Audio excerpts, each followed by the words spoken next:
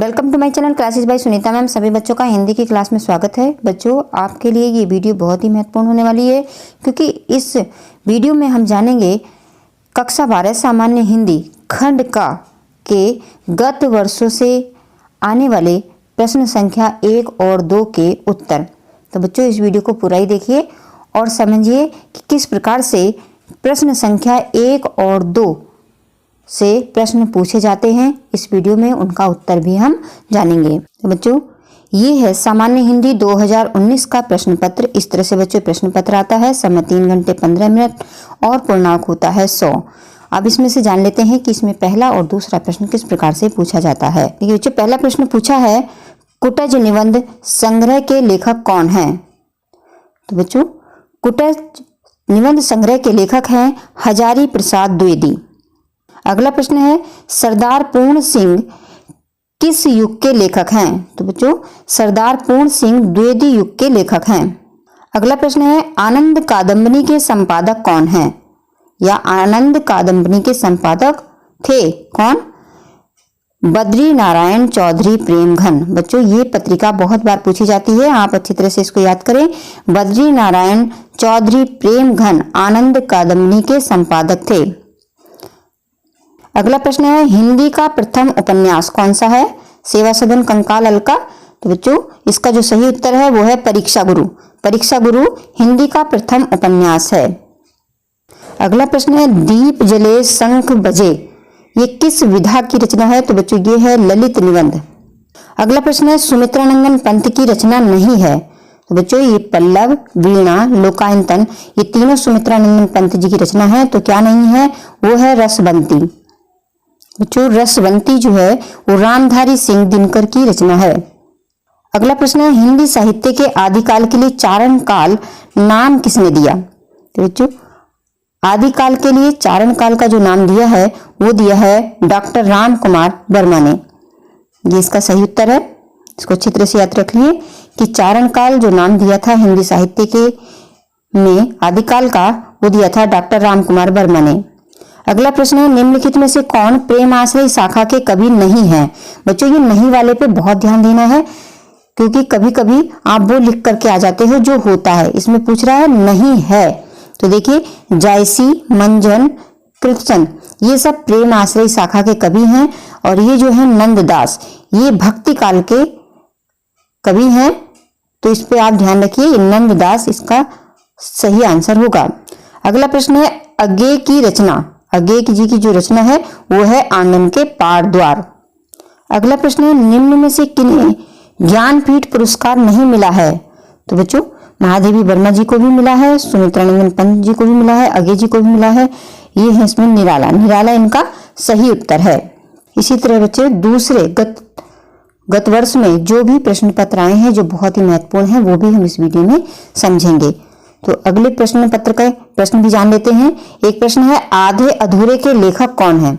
आधे अधूरे के लेखक है हरिशंकर परसाई, मोहन राकेश, रामवृक्ष बेनीपुरी या कन्हैयालाल मिश्र प्रभाकर। तो बच्चों, इसका जो सही उत्तर है वो है मोहन राकेश।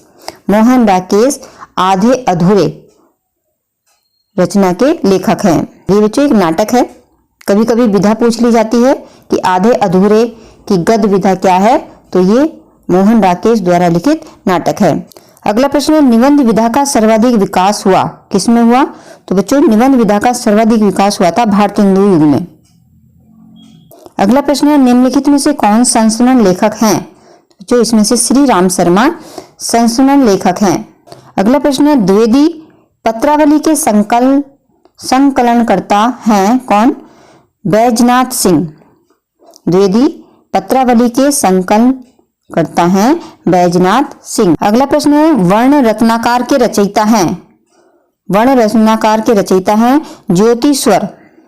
अगला प्रश्न है, रानी केतकी की कहानी। रानी केतकी की कहानी जो रचना है बच्चों, ये है इंसा अल्लाह खां। इंसा अल्लाह खां ने लिखी थी रानी केतकी की कहानी।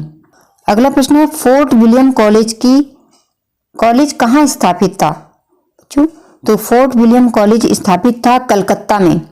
और इसका समय भी पूछा जा सकता है कि फोर्ट विलियम कॉलेज की स्थापना कब हुई? तो बच्चों, जो इसकी स्थापना हुई थी कभी कभी स्थापना का समय पूछ लिया जाता है, तो आप याद रखना 10 जुलाई 1800 में फोर्ट विलियम कॉलेज की स्थापना हुई थी और गवर्नर जनरल लॉर्ड बेलीजेली ने की थी। ये भी अगला प्रश्न है, काशी नागरी प्रचारिणी सभा की स्थापना हुई थी भारतीय हिंदू में युग में, द्विवेदी युग में, शुक्ल युग में या छायावाद युग में? द्विवेदी युग में काशी नागरी प्रचारिणी सभा की स्थापना हुई थी। कब हुई थी? 16 जुलाई 1893, क्योंकि कभी कभी पूछ लिया जाता है कि काशी नागरी प्रचारिणी सभा की स्थापना कब हुई, कौन से सन में हुई, तो आप लिखेंगे 16 जुलाई 1893। ठीक है, और कब हुई थी, कौन से युग में हुई थी? द्विवेदी युग में। अगला प्रश्न है, 84 वैष्णव की वार्ता के रचयिता कौन है? तो बच्चों 84 वैष्णव की वार्ता के रचयिता हैं गोकुलनाथ। अगला प्रश्न है, सरस्वती पत्रिका का प्रकाशन काल क्या है? तो बच्चों सरस्वती पत्रिका का प्रकाशन काल है 1900।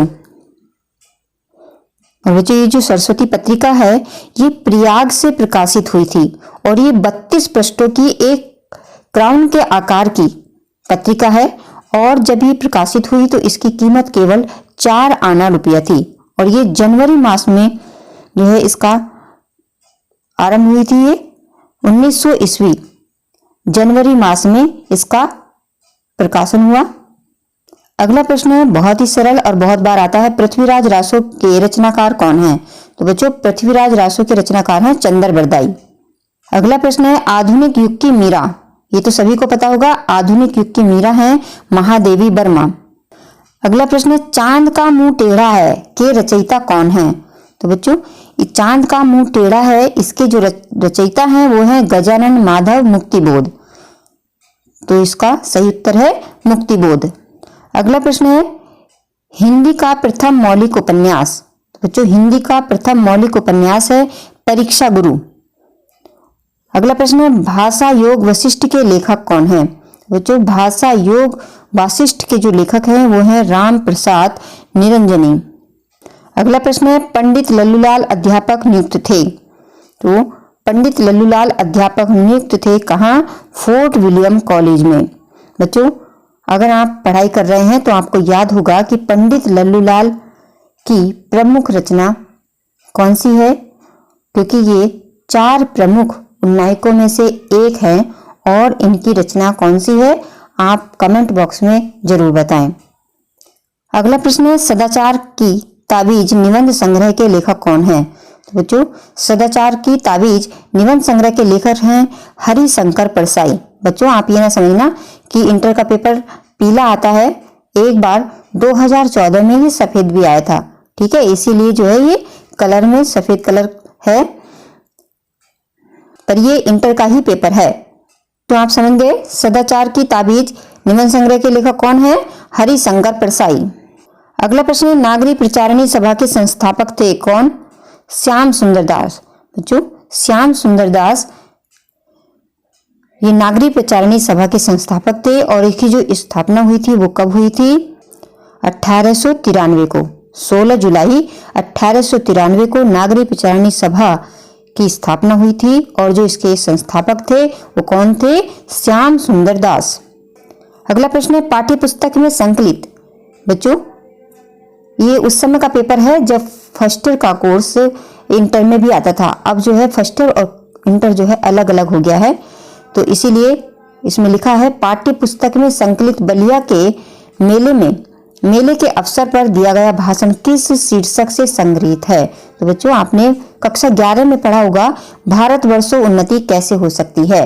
ये भारतवर्षों उन्नति कैसे हो सकती है, ये एक बलिया का जो मेला है उस पर भारतेंदु जी ने एक भाषण दिया था, उसी के शीर्षक पर यह आधारित है भारतवर्षों उन्नति कैसे हो सकती है।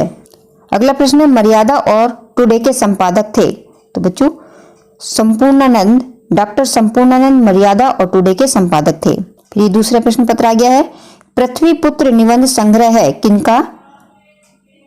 जो इसका उत्तर है वासुदेव शरण अग्रवाल का।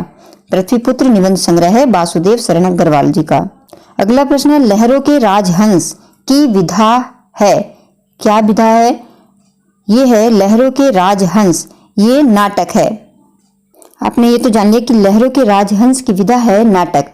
बच्चों ये नाटक किसने लिखा है, आप खोज करके कमेंट बॉक्स में बताइए, क्योंकि अगर आप कमेंट बॉक्स में लिखेंगे तो वो हमेशा के लिए आपको याद हो जाएगा।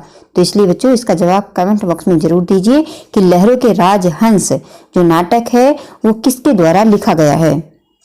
अगला प्रश्न है, किस कृति के रचनाकार हरिशंकर परसाई हैं? चंद छंद वर्णन की महिमा, कल्पलता, साहित्य सहचर या रानी नागमती की कहानी? तो बच्चों इसका सही उत्तर है रानी नागमती की कहानी। ये हरिशंकर परसाई जी की रचना है। अगला प्रश्न है, पारिजात किस कवि के गीतों का संकलन है? तो बच्चों पारिजात अयोध्या सिंह उपाध्याय हरिऔध के गीतों का संकलन है। अगला प्रश्न है, भारतेंदु हरिश्चंद्र जी की भारतेंदु जो हरिश्चंद्र जी हैं उनको भारतेंदु की पदवी से कौन से सन में सुशोभित किया गया? तो बच्चों ये किया गया था 1880 में। अगला प्रश्न है, किस कवि को ज्ञानपीठ पुरस्कार नहीं मिला? तो बच्चों ये हैं जयशंकर प्रसाद। ठीक है बच्चों, जो दिनकर हैं रामधारी सिंह दिनकर, इनको उर्वशी के लिए ज्ञानपीठ पुरस्कार मिला है, और जो सुमित्रानंदन पंत हैं इनको चिदम्बरा के लिए ज्ञानपीठ पुरस्कार मिला है, और महादेवी वर्मा को 1982 27 अप्रैल 1982 में यामा के लिए ज्ञानपीठ पुरस्कार मिला है। इस प्रश्न का उत्तर होगा जयशंकर प्रसाद। अगला प्रश्न है, प्रगतिशील लेखक संघ की स्थापना कब हुई? तो इसका उत्तर है 1936 ईस्वी में प्रगतिशील लेखक संघ की स्थापना हुई थी।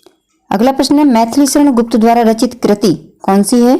बच्चों ये है प्रदक्षिणा, क्योंकि दान लीला जो रचना है ये है सुंदरलाल शर्मा जी की, और रस कलश ये अयोध्या सिंह उपाध्याय ने लिखी है, और अतिमा ये सुमित्रानंदन पंत द्वारा लिखित कविता कोश है। कुछ और प्रश्न पत्र के प्रश्न भी जान लेते हैं।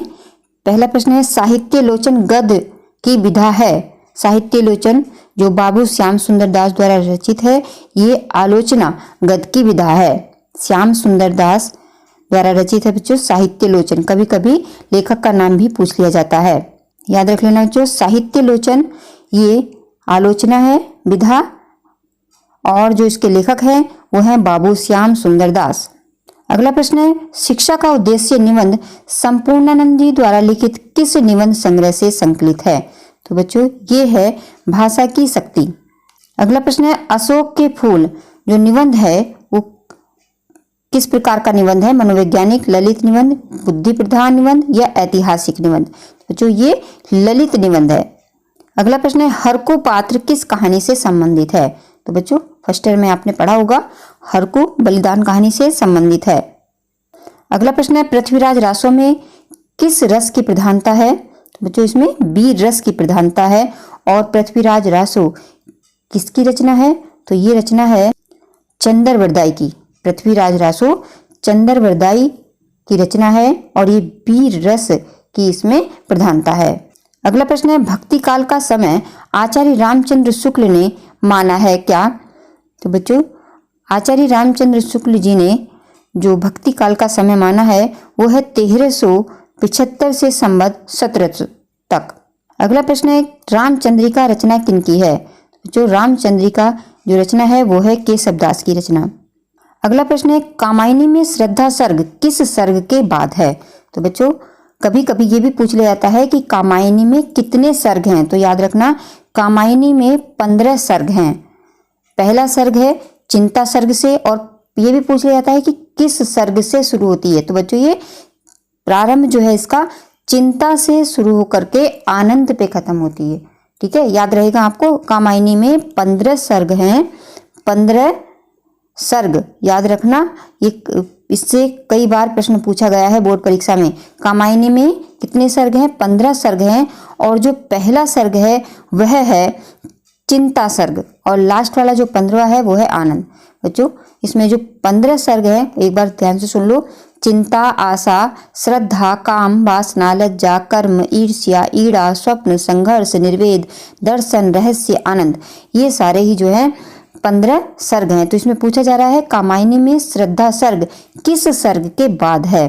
तो श्रद्धा जो है, श्रद्धा सर्ग आशा, इसमें जो आशा है वो सही उत्तर है, क्योंकि पहले चिंता सर्ग आता है, फिर उसके बाद आशा आता है, आशा के बाद श्रद्धा सर्ग आता है।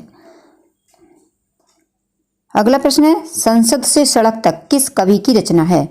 तो बच्चों, संसद से सड़क तक ये धूमिल की रचना है। धूमिल जी का पूरा नाम है सुदामा प्रसाद पांडे धूमिल। इनका ये काव्य संग्रह है संसद से सड़क तक। अगला प्रश्न है, जयचंद्र प्रकाश किसकी रचना है? तो बच्चों, इसका उत्तर है भट्ट केदार। अगला प्रश्न है बच्चों, अज्ञे द्वारा संपादित सप्तकों की संख्या। आपको बताना है कि अज्ञे द्वारा संपादित सप्तकों की संख्या क्या है? 1, 2, 3, 4। तो बच्चों बता दें, जो इनका पहला तार सप्तक था वो प्रकाशित हुआ था 1943 में, और जो दूसरा है वो है 1951 में। तो बच्चों, आज इस वीडियो में हमने जाने गत वर्षों के कुछ प्रश्न और उनके उत्तर। मुझे आशा है कि इन प्रश्न उत्तर से आपको काफ़ी लाभ मिलेगा। अगर बोर्ड परीक्षा में इनमें से कोई भी प्रश्न आया तो आपको ज़रूर याद आ जाएगा, अगर आपने वीडियो को पूरा देखा है तो बच्चों, इस वीडियो को देखने के बाद इन प्रश्नों को याद करिए और वीडियो को लाइक ज़रूर करिए। जो बच्चे चैनल पर नए हैं वो चैनल को सब्सक्राइब करिए और साथ में जो घंटी है उसको भी प्रेस करिए, ताकि अगली वीडियो का नोटिफिकेशन सबसे पहले आपके पास पहुंच जाए। और इस वीडियो को देखने के बाद अपने मित्रों के साथ ज़रूर शेयर करें, ताकि इस वीडियो का लाभ सभी बच्चों को मिले। धन्यवाद।